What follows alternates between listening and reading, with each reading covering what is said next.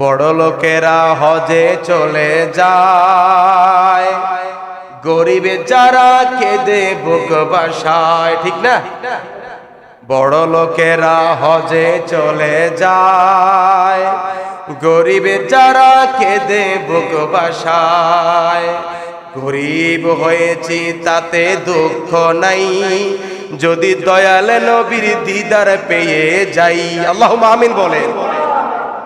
আমরা Mecca Medina যাওয়ার নিয়ত করেছি, যদি আল্লাহ পাক কপালে রাখে, তকদিরে রাখে মক্কা মদিনায় যাব, তবে দোয়া করি আল্লাহ মক্কা মদিনায় যেতে পারি বা না পারি, স্বপ্নের ঘরে হলেও দয়ার নবীর দিদার আমাদেরকে নসিব করে দিও। আল্লাহুম্মা আমিন বলেন। মক্কা মদিনায় যাওয়া এটি ভাগ্যের ব্যাপার। আমাদের বাংলাদেশের মানুষ মনের প্রশান্তির জন্য মাঝে মধ্যে ভ্রমণে যায়। কিসে যায়? ভ্রমণে যায়, ঘুরতে যায়। কক্সবাজার যায়, সেন্ট মার্টিন যায়, বিভিন্ন জায়গাতে ঘুরতে যায়। আবার যারা আরেকটু ধনী আছে তারা বিদেশ বিভিন্ন সুন্দর সুন্দর জায়গাতে ঘুরতে যায়, উন্নত জায়গাতে ঘুরতে যায়। আল্লাহর কসম, আপনি কক্সবাজারে গিয়ে যতটুকু মনের প্রশান্তি পাবেন, আপনি বিদেশ ঘুরতে গিয়ে যতটুকু মনের প্রশান্তি পাবেন, যদি আপনি মক্কা মদিনায় যান তার চাইতে কোটি কোটি গুণ বেশি প্রশান্তি পাবেন। কথা বলুন ঠিক কিনা? যারা মক্কা মদিনায় একবার যায় তারা বারবার যেতে চায়।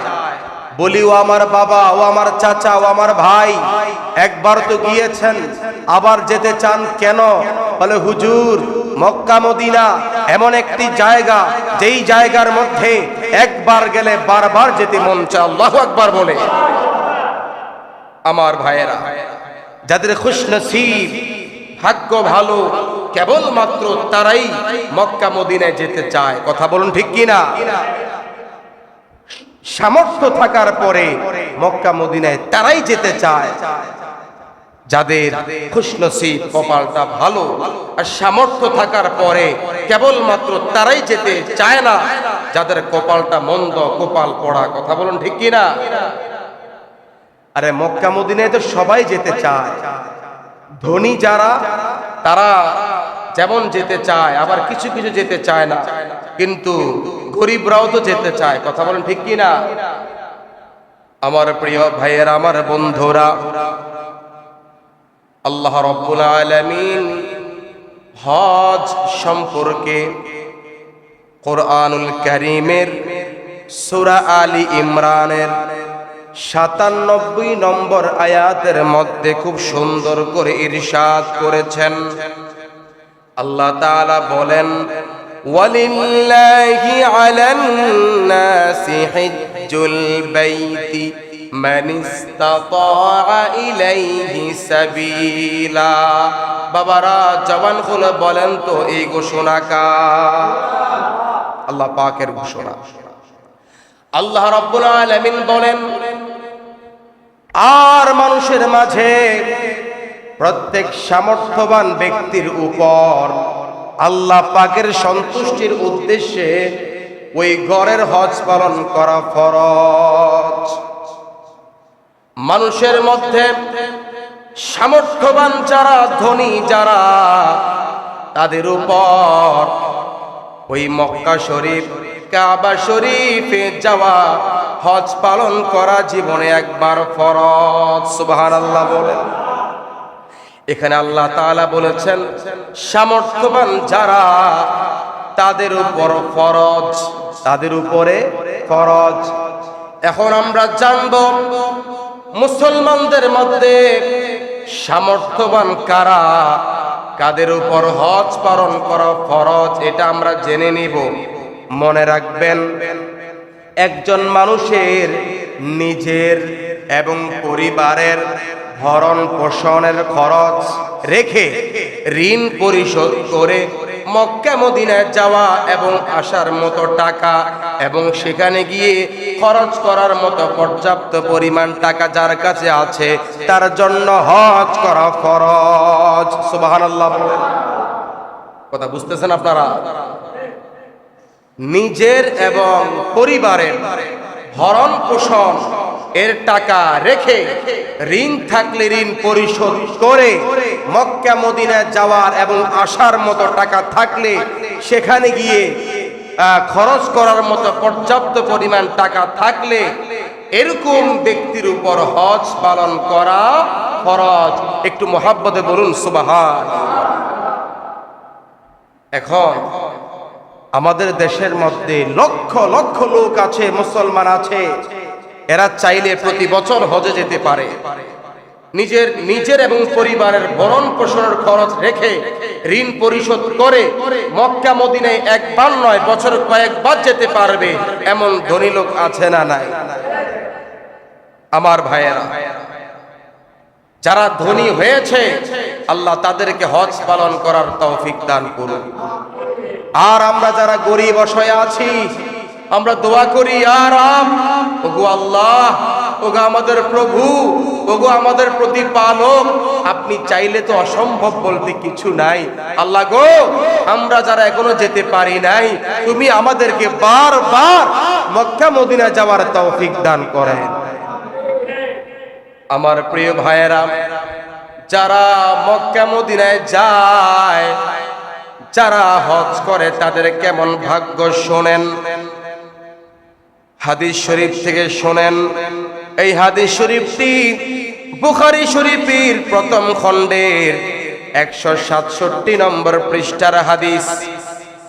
ক্বালা রাসূলুল্লাহ সাল্লাল্লাহু আলাইহি ওয়াসাল্লাম, আল্লাহর হাবিব রাসূলে কারীম সাল্লাল্লাহু আলাইহি ওয়াসাল্লাম ইরশাদ করেন, মান হাজ্জা লিল্লাহি ফালাম ইয়াগফুদ ওয়ালাম ইয়াফসুক রাজাআ কায়াউমিন ওয়ালাদাতহু উম্মুহু। একটু মুহাব্বতে বলেন তো আল্লাহু আকবার। আমার দয়ার নবী, মায়ার নবী, রাহমাতাল লিল আলামিন বলেন, যারা আল্লাহ পাকের সন্তুষ্টির জন্য হজ করলো, হজে গিয়ে পাপ করলো না, অশ্লীল কাজ করলো না, সে যেন নবজাত শিশুর মতো নিষ্পাপ হয়ে তার ঘরে ফিরলো। সুবহানাল্লাহ।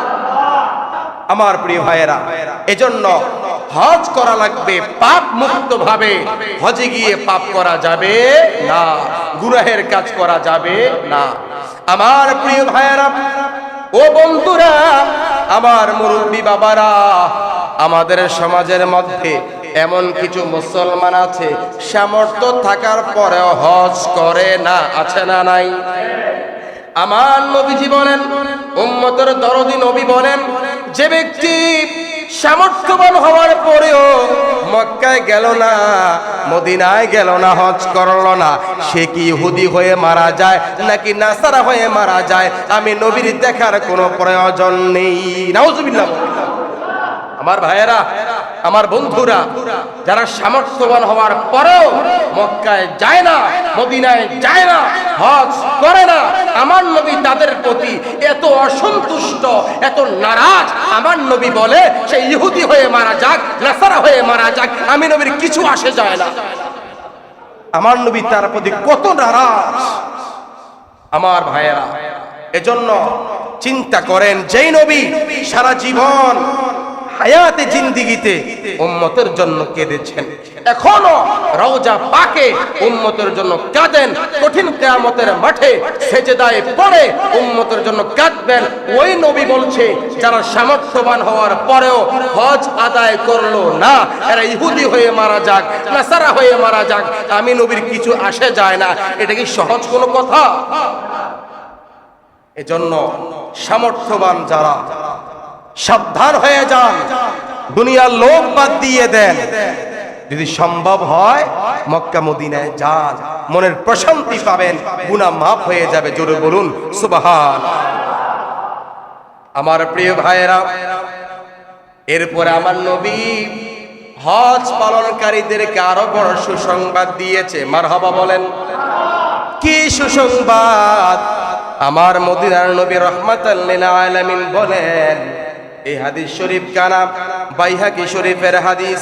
ক্বালা রাসূলুল্লাহ সাল্লাল্লাহু আলাইহি ওয়াসাল্লাম, আল্লাহর হাবিব রাহমাতাল লিল আলামিন বলেন, মান হাজ্জা ফাজারা কবরি বাদা মাউতি কানা কামান যারানি ফি হায়াতি।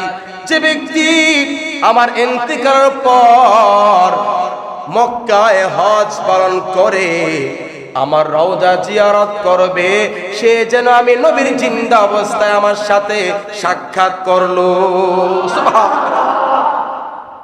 আমার নবী যখন দুনিয়ার হায়াতে ছিলেন, ওই সময় যারা আমার নবীর সাক্ষাৎ লাভ করেছে রে, আমার নবী বলেন যারা আমার ইন্তেকালের পর মক্কায় হজ পালন করে আমার মদিনায় যাবে, আমি নবীর রওজার সামনে দাঁড়িয়ে আমি নবীকে সালাম জানাইবে, আসসালাতু ওয়াসসালামু আলাইকা ইয়া রাসূলুল্লাহ, আসসালাতু ওয়াসসালামু আলাইকা ইয়া হাবিবাল্লাহ, আসসালাতু ওয়াসসালামু আলাইকা ইয়া শাফিআল মুজনিবিন, আসসালাতু ওয়াসসালামু আলাইকা ইয়া রাহমাতাল লিল আলামিন।